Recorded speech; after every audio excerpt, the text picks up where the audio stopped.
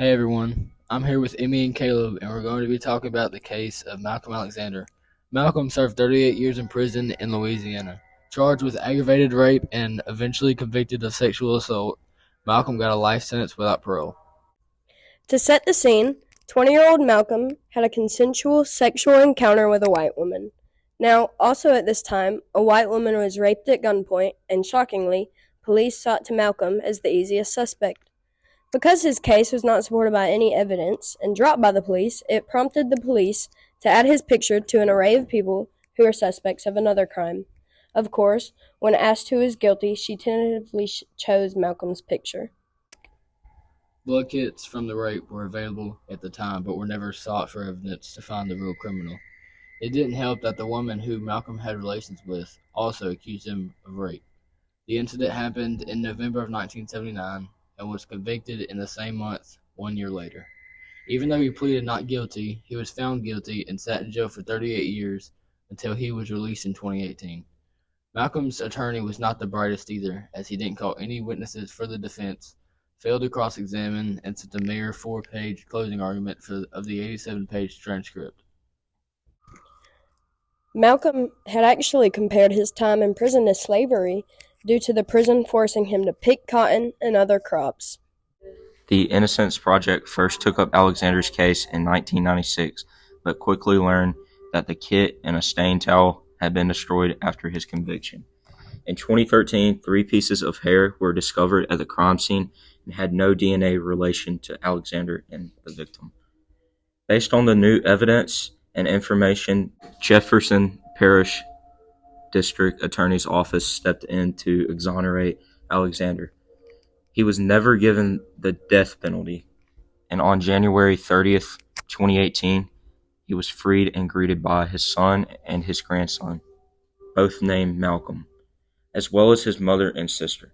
Still to this day, he has not been compensated for the false accusations and treatment he received.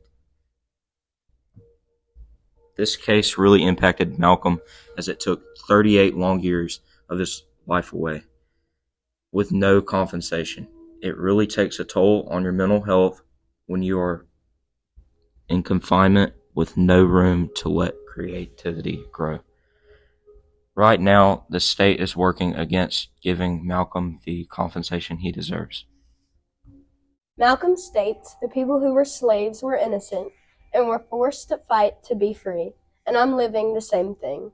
I didn't do it, but somehow I have to keep proving that. I believe this case is a good representation of not judging someone based on their appearance, and to make sure you look into all the evidence. I would ask why the rape kit was not brought in earlier. Yeah, I agree. I think that not only does the podcast show how people of color were extremely looked at as dangerous, but the lack of evidence in this case is just really insane and just shows how the police did not look into investigation enough and really just did what was convenient for them.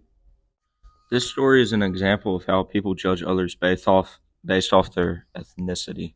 For instance, when the police ignored the evidence proving his innocence, the question I would ask is what made the police hide the evidence and destroy it? In this case, we see similarities to the crucible in the lack of evidence. In the crucible, the characters were convicted only with the evidence of the girls accusing them. This created many issues because a lot of people accused others for personal gain.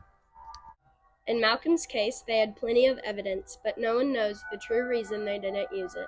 However, at the time, it was well known that a lot of police officers convicted people just because they could never find who actually did it. So they found someone they considered looked like a criminal and knew it would be an easy target. Yeah, if you look back at so many cases in the Innocence Project, a lot of victims are from this time period, and unfortunately African American. Thank you guys for listening. Thank you for tuning in, and always go Spartans.